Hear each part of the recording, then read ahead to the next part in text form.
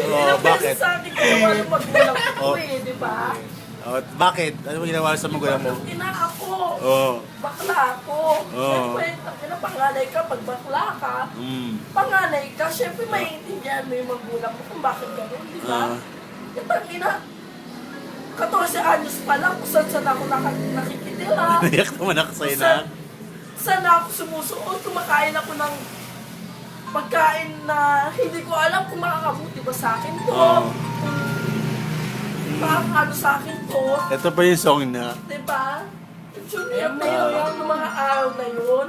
Hindi ko alam kung paano ko bubuhay yung sarili ko. Takina lahat, 10 santo na yung tinawag ko, Lord, bakit nagkakaganito ako?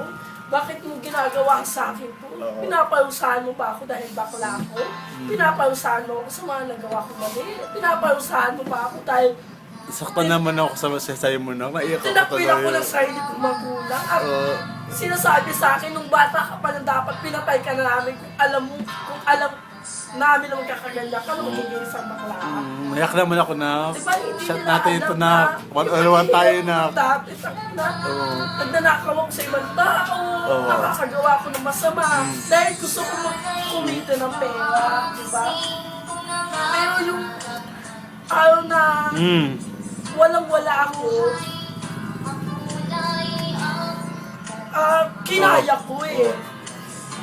Ang sabi ko sa sarili ko, kakayanin ko to, Lord. Kahit anong pagsubok na binigay mo sa akin, nandiyan ka para sa akin. Maninindi. Naiyak ako na. Nanay ko na, hindi nakaka-appreciate sa akin na yung lahat ng ginagawa ko para sa kanila na hindi man lang nila napantayan kung ano yung yung pagsisikap ko para mabuhay mag-isa na Kaya mo yan na. Pakinamit. Diba? Kahit hindi ko sila nakakasama, kahit hindi ko sila nakakabate, na happy Mother's Day. Mahal ka nila na.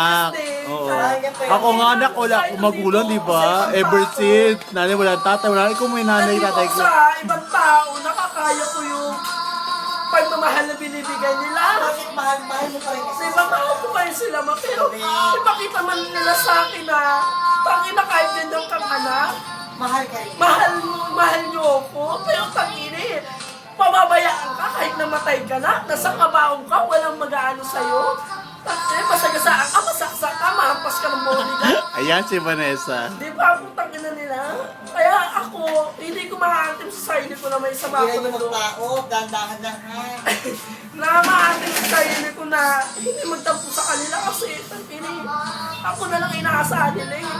Sa totoo silang man, hirap na ako sa pagdadaan sila dyan. Wala akong maibigay na pera.